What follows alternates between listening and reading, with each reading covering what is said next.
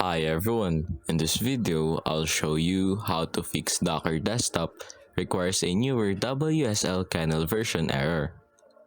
First, search up Windows feature and click on this one.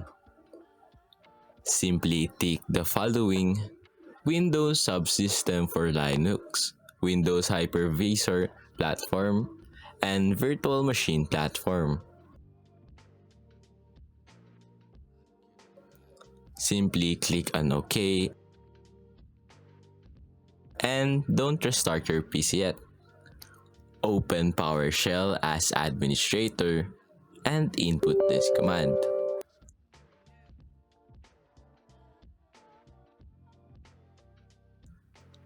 Simply hit enter. Next, download WSL2.